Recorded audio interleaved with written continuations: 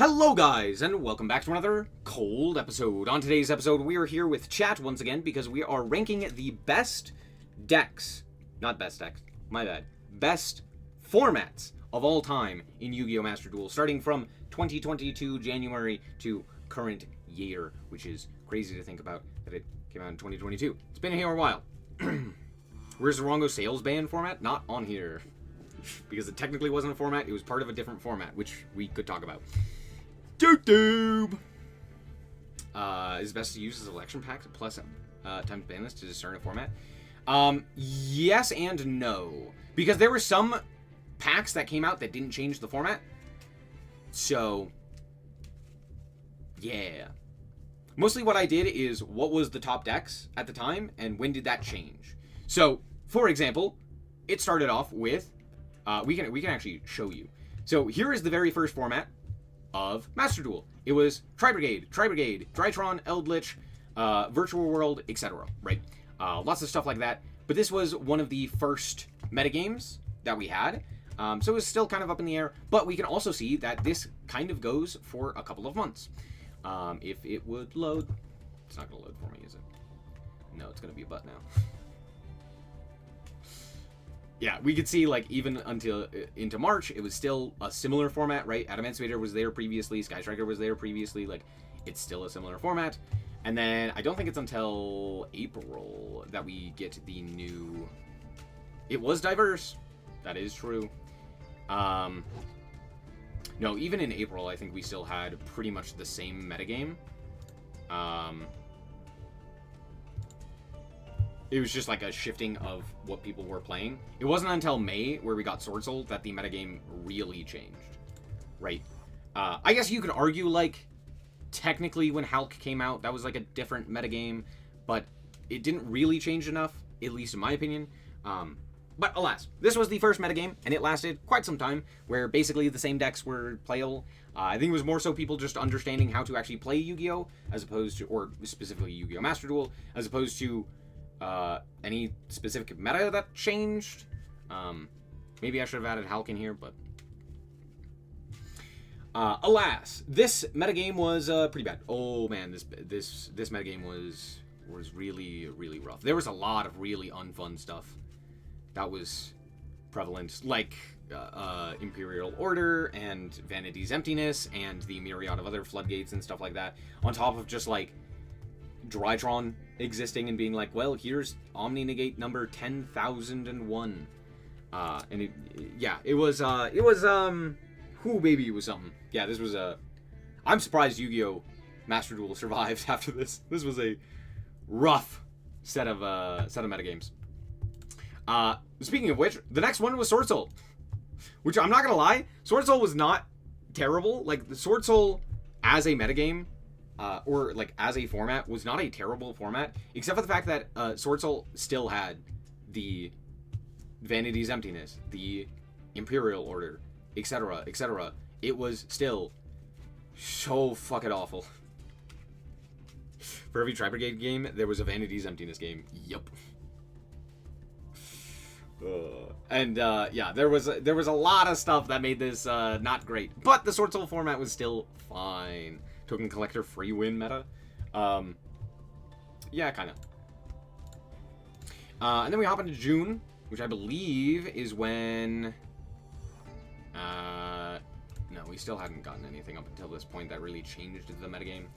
Yeah, it wasn't until we got the actual adventure package, it wasn't until we got the adventure package to where things actually changed, and we got Adventure Prank Kid, which that metagame... Oh, wrong one. Which that metagame was, honestly, still pretty bad.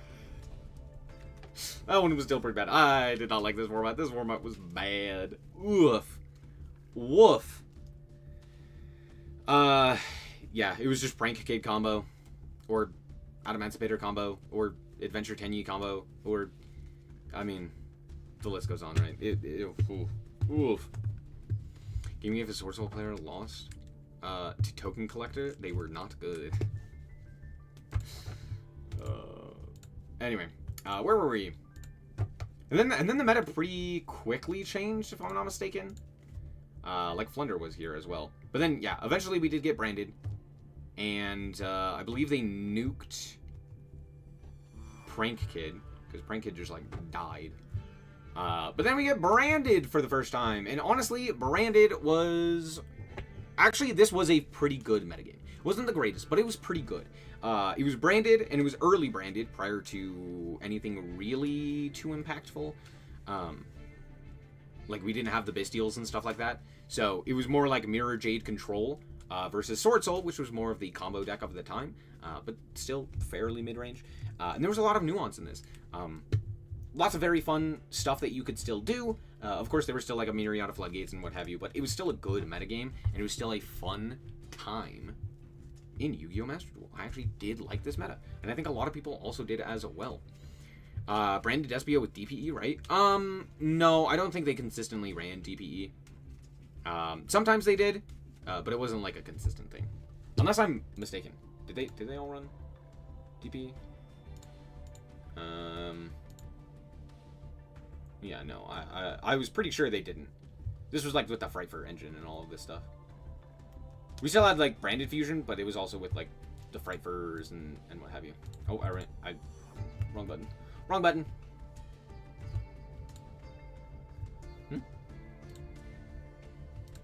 Oh, son of a bitch. Where were we? August, right? No. September. Cool. And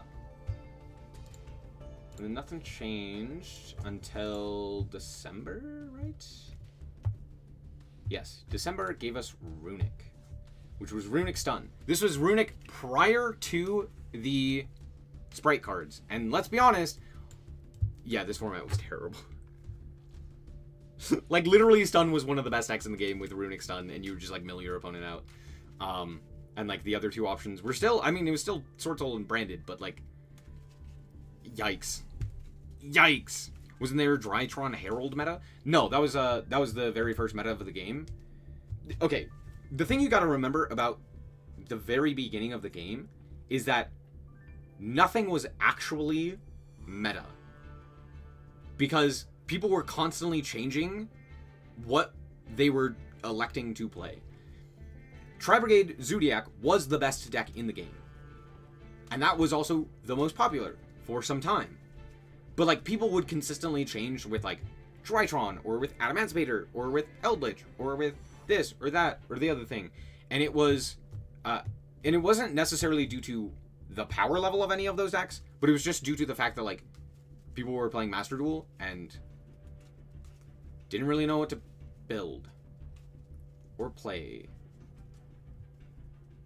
So, they just kind of played whatever.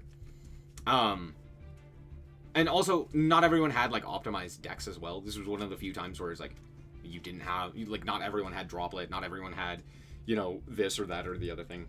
So, but that was all, like, part of that same metagame. That same metagame stuck around for quite some time. That was, like, Virtual World and Tri-Brigade and Adamantipator and Eldritch and Drytron. And, like, all of those were meta. You mentioned Bird Up with Stormwinds at the very start of the game? We did! That's all this same metagame. That was all Tri-Brigade Zodiac format. That was all encompassed in this. We did mention that. That's why it's in bad.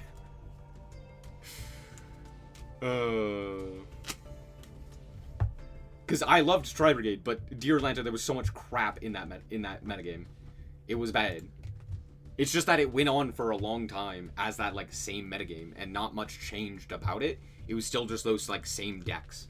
They kept adding in, like, cards that didn't do anything. Anyway. But the next thing that happened is Mathmech. Yeah, then we had Mathmech.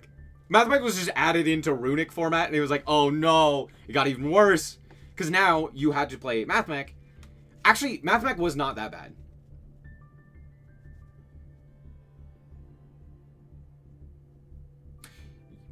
Am I wrong? Mathmech wasn't great. I mean, it was still Mathmech versus Runic, which wasn't exactly fun. I guess technically less people were playing Runic, but, you know, I don't know. Yeah, this one was fine. It wasn't terrible.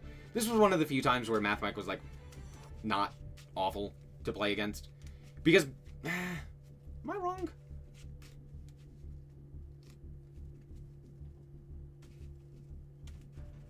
Yeah, because it was still beatable with things like Swordsoul and Branded. Yeah, it was fine. It was fine.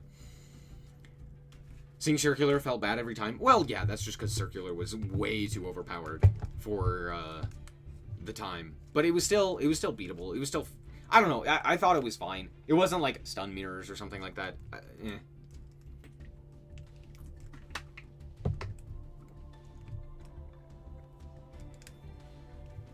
Mathmech was beatable. It also wasn't terrible to play.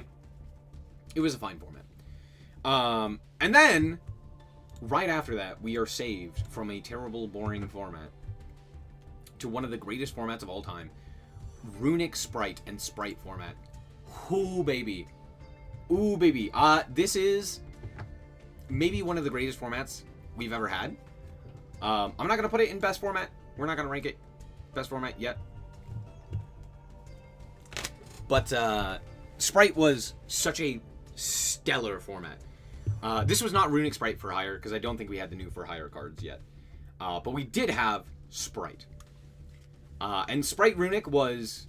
First of all, that mirror match is actually interesting. It's very, very fun, and it's very interesting. And that was one of the things that made the format enjoyable, was that the mirror match of the top deck was good. But it also wasn't so dominant that other decks were not playable, because it had been released, if I'm not mistaken, with pre-limitations. I believe Starter was at 2 or something like that, and like Jet was at 2 or something. I can't remember. And then they also had limited like some of the Runic cards and what have you. So for the most part, I think the decks were still playable, and it was still very fun, but it was still very dominant by Spright, but at the very least the mirror match was good, and it was a nice, fun time. And it was, like, again, very beatable, just due to the fact that, like, the Runic cards, like, if you ended up just seeing the Runic cards, it was a very beatable deck. Or if you just saw the Spright cards, it was a very beatable deck. And so you could end up, like, overpowering it with Engine, if, like, it was the Runic cards, or you could overpower it with, with, like, non-Engine, or with Board Breakers, or stuff like that, with the Spright cards. So it was very interesting. I did really enjoy this format. One of the greatest formats. And it was followed not too far behind one of the worst formats, which is literally right after they released the Ishizu cards. If you don't know, the Ishizu cards are very fucking silly, because milling cards was kind of stupid, and so Branded took advantage of this, and we had one of the worst fucking formats of all time. Holy crap! Getting your whole deck just basically banished due to the effect of the millers, or I guess milled, I should say, due to the millers as well as Necroface, meant that you just, like, it was so unplayable. It was still Runic Spright stuff, so it wasn't, like, terrible, but because of that new deck and because of the Ishizu cards, it just, like, ruined the format, because we still didn't have Tearlament to, like, even things out, and people were just playing these heinous criminal activity decks with the Ishizu stuff, and I really fucking hated it. Chaos Ruler Ishizu PTSD, yep. Yeah, it was, this format sucked. However, right after that, we were saved. I must say, in April, we did get Tear. Tearlament. Tearlament. Tearlament. What a great format. The problem with Tearlament, and this is, in my mind, still, while it is a fantastic format, I still can't put it in the best format. It was fun. It was hella fun to play Ishizu Tear. And it honestly wasn't terrible to play, like, other decks as well. Like, Runic Spright was still playable. Spright was still playable. There was a lot of stuff that you could still theoretically do. Theoretically being the key word there. Because Tearlament was, and is, genuinely the only Tier 0 deck we've ever had in Master Duel, and is still to this day the only genuine Tier 0 deck that we've ever had. But, with that being said, the mirror match was fantastic, and is genuinely one of the reasons to go back and play Tearlament and this metagame, or any Tearlament mirror match metagame, because it is so incredibly fun. It is really, truly a test of skill, and it's awesome. Josh won the first Duelist Cup. He did not win. He was not even fucking close. That was WCQ. That was the World Championship qualifier, and he got second. Or third, or something like that. He was on the team. But, like, at the bottom. He didn't win. He didn't come close. he was not close to winning. He made it, but he was not close to winning. Vicious drops felt like hope for other decks. Yeah. And then Tearlaments just made Beatrice. But yeah. Overall, it was still a tier 0 metagame, which is why I can't put it higher than great. But it was very good. Very good. Very fun metagame. I mean, yeah, it's still a worthwhile. However, that stuck around for quite some time, if I'm not mistaken. Yeah. Oop, my bad.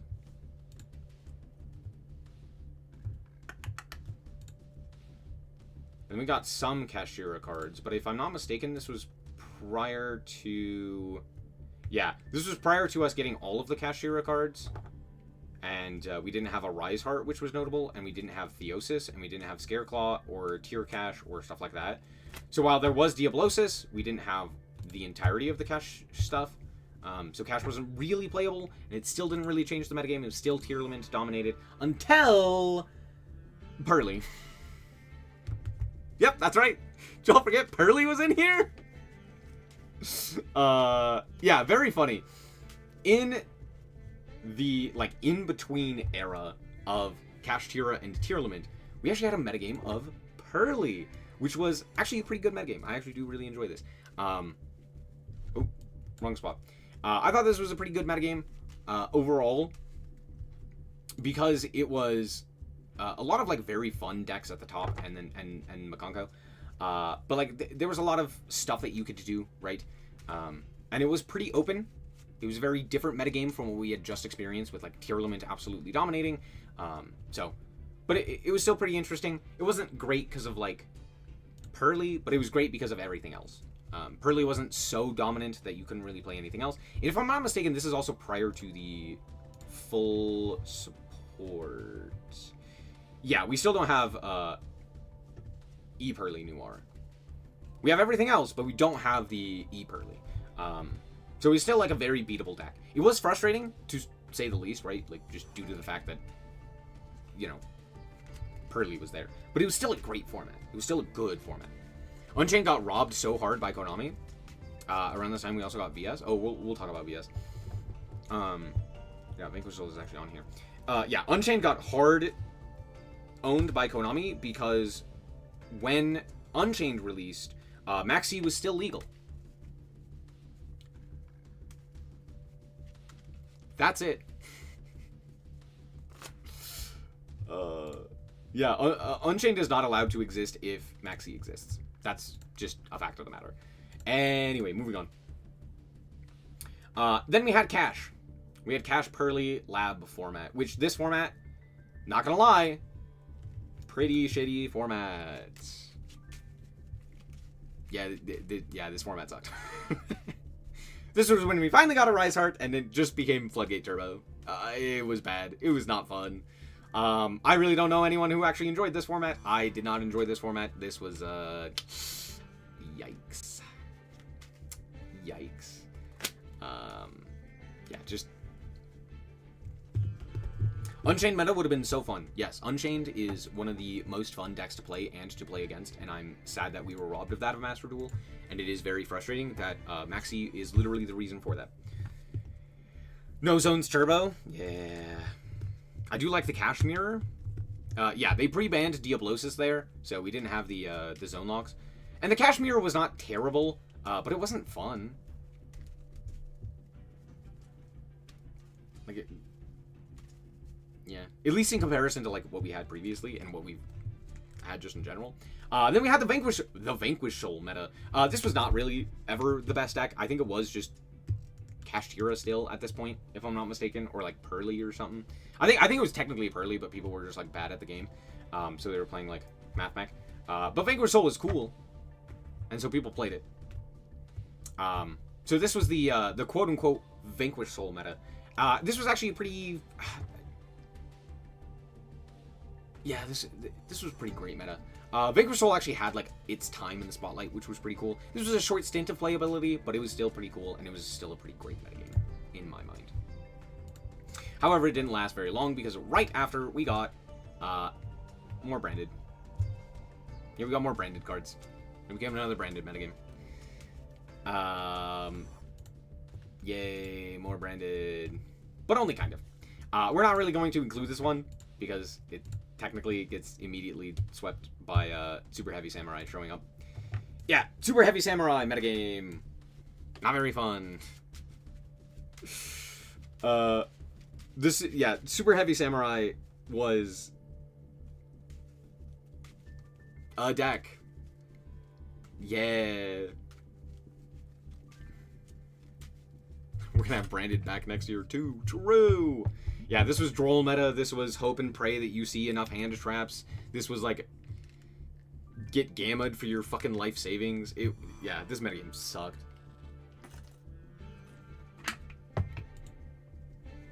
However, right after that, we had Snake Eye.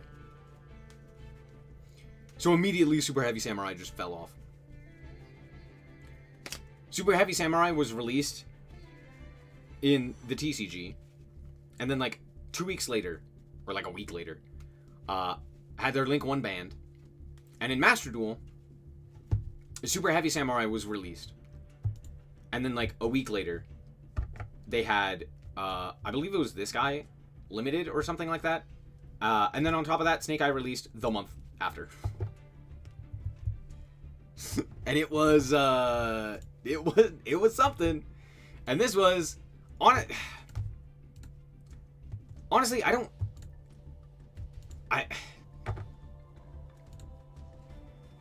want to say I hated this metagame because it was pretty annoying, but it also wasn't terrible. Nah, yeah, this metagame sucked. Yeah, this one was pretty bad. This one was pretty bad. This one was it was pretty thanks. I want to be like, it wasn't that bad, but no, it was bad. This was prior to the Fire King cards. And then I think we got we got Rollback, and I think we got Daruma in this set. So we got like a few things for lab, but nothing really of note there.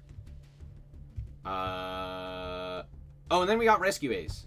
Yay, Rescue Ace. Which was actually a pretty okay. Rescue Ace meta was pretty fun. I actually really enjoyed the Rescue Ace stuff. And a lot of the other stuff around the Snake Eye cards were fine, and Snake Eye had been reined in, I believe, a little at this point. Am I wrong? I'm a little wrong. No, yeah, it had been reined in a little. I think Wanted had gone to 2, and oh, maybe I'm just lying to you. No, yeah, I'm just lying to you. Never mind. It just like hadn't at all been reined in. Forget I said anything.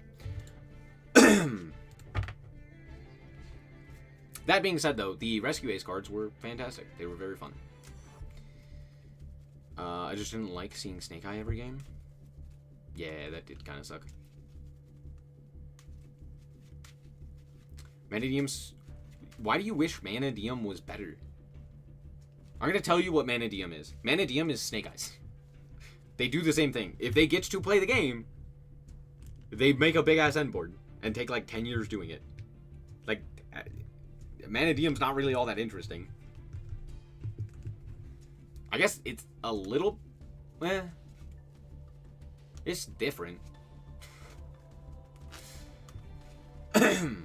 Anyway, yeah, I actually did like this metagame. It wasn't terrible. It wasn't like exceptional, right? But it was a little bit better. Yeah, this was also, I think, when Unchained was released, if I'm not mistaken. Actually, when did Unchained get released? Yeah, this was the month Unchained really started seeing play. But it'd been released in basically a format earlier. But it was still playable at this point, which was a little bit cooler.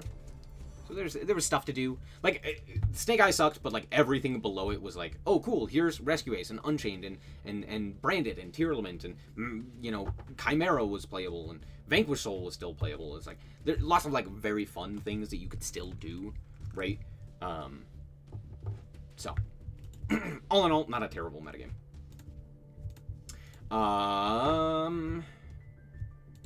I believe we had a few months kind of that. Yeah, and then we had the Fire King cards be released. And then we had the Fire King Snake Eye format, which was fine. As much as I love Fire King Snake Eye, the Snake Eye end board is still Snake Eye end board, and it was still kind of boring. It wasn't, like, exceptional, right? And you still had, like, Rescue Ace and Purrely, and regular Snake Eye was still playable as well, and arguably still better as well, which was the other issue, is that you're probably still just better off just playing Snake Eye with, like, other such shit instead of playing this Fire King cards. So, you know, so there's still, like, some unfun things here and there, right? But it was a step up. Not by much, but a step up. Moving on. Then Yubel. Then Yubel. Yeah, Yubel really sucks. As much as I like Fire King Snake Eye, as much as I did enjoy Fire King Snake Eye's existence, Yubel did show up and really ruined it. Because Yubel was so unfun to play against. And it wasn't exactly the most interesting deck to play as well. It was this, like, big... I mean, it's pretty much how Malice works currently. And I think we can all remember, at least to some extent, Yubel. So, we just want to see the white cards. Anyway, yeah, Yubel kind of sucked. And that was what we had for Worlds as well. We did get Voiceless at some point, which, like, helped. But it wasn't much. And then Tenpai. Yeah. And then Tenpai. We're surprised to see nothing in worst format. That's because we're gonna rank those at the end.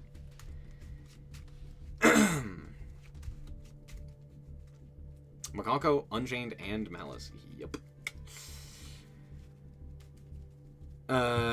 Yeah, Voices was nice. It was like a nice thing you could do in addition to Snake Eye or Yubel. Anyway, but then we had Tenpai, and Tenpai made everyone want to die. Tenpai sucked. I don't think anyone enjoyed this metagame. Genuinely. It was pretty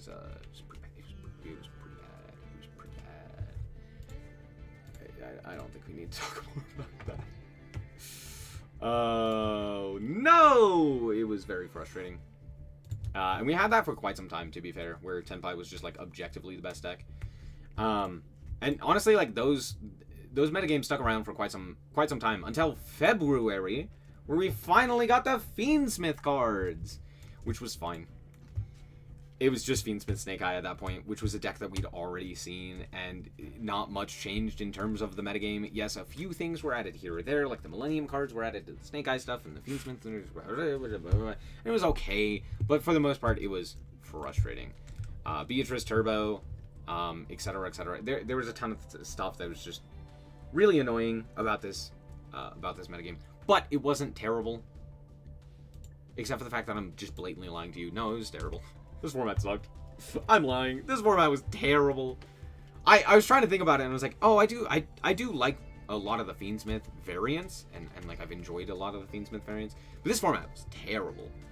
We still had Beatrice. We still had we had like a Exodia stun. We had like the Tenpai Dragons, which were still absolutely playable. Yubel was still one of the decks that was running around. Like, there were so many just janky bullshit decks that were around, and it just ugh.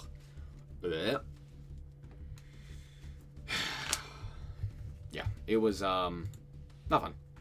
Not a fun metagame. And then we got Blue Eyes, but Blue Eyes is more in April. Where we finally get Blue Eyes, which Blue Eyes, I'm not gonna lie, was a pretty fun, fine. It was a fine metagame. It wasn't terrible, but it wasn't exceptional. There wasn't really anything to write home about, but it also wasn't, like, endlessly frustrating. Blue Eyes is very beatable, right? As much as, like, Drill Beam is a stupid-ass card, Blue Eyes is still beatable. It's a fine deck to play as well. It's a new deck that is fairly simple, and, yeah, overall, it's pretty fun. Not great, not terrible. Just fine. Just fine. We're closing in on current year, which is crazy to think about. I did add in the Crystron, quote-unquote, metagame, which didn't really change much, but the Crystron stuff was a fine addition. Didn't really change a whole lot in terms of the format. The format still pretty much was the same. And while Crystron was the most popular deck, it by far was not the best deck. It was still Snake Eye stuff. So pretty much since the release of Snake Eye had been the top deck. Minus that small stint where Tenpai was the best deck. So, but at the very least, this was like a shift in the metagame that was playable for, if I'm not mistaken, a month. And then Malice showed up. Yay! Malice format! Do y'all remember Malice format? Oh, I love Malice format. Malice format was great. Anyway, then immediately Ryzeal came out. We all know this, right? Ryzeal made it a little bit better. And then we're in the current era, which is where we're currently at. Which, I could go like, oh, Malice format, Ryzeal format, and then Malice format again. But, like, we don't need to, right? Ryzeal made it a little bit more playable, but even then it still wasn't great, and then Malice just got worse. So, now, what was the best and what was the worst metagame in Yu-Gi-Oh! Master Duel history? And I think, genuinely speaking, the best format was probably Spright Runic format. As much as I want to be like, it was the Vanquish Soul metagame. Vanquish Soul was surrounded by a whole bunch of decks that were really unfun to play against. And it wasn't even the best deck at that time. It was just one of the most playable decks. So as much as I did enjoy that format, I still, there was a lot to not like about it. Whereas there wasn't really anything to dislike, at least in my opinion, with the Spright Runic format. So, I'm sad we couldn't have Tenpai Fiendsmith. True, that would have been super fun. But I do think it's either this one or the branded Swordsoul. The problem with the branded Swordsoul one is there were so many just degenerate floodgates that still existed that both of these decks could and did play, and it was very frustrating because of that. But for the most part, it was still good. It was still a good format, right? But I do think it's the Spright format. Obviously, this is my opinion. You could say something else, but I do think it was the Spright Runic format. And the worst format, it's hard to say. There was a lot of really bad formats. I think it's the Prank Kid one, because this was when we really got into like Halqifibrax Turbo and all of that jazz. That just really made the game super duper unfun. There was a whole bunch of like cards that just prevented you from realistically ever doing anything. And you were even more susceptible to like Maxi and what have you. Yeah, I just, or maybe it's one of these two. It's one of these two. New broken stuff and not hitting the old broken stuff? Yeah. The very first format was really, really bad.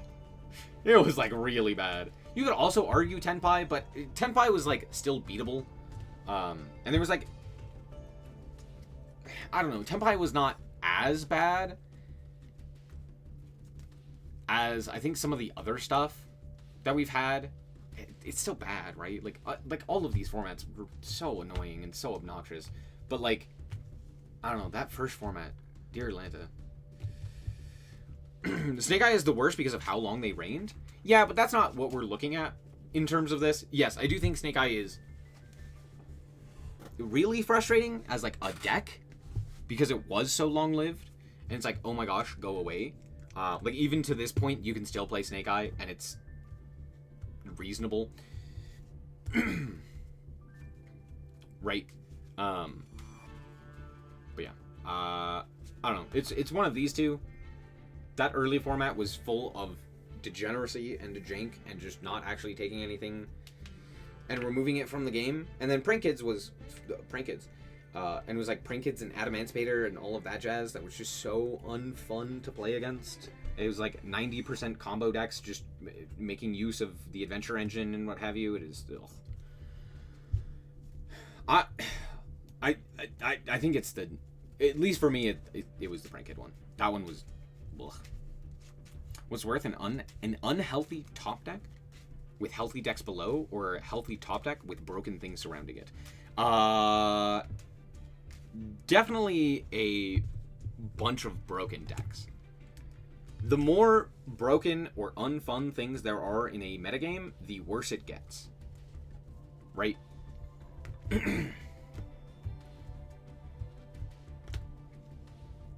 Which is why, like, the Fire King meta isn't,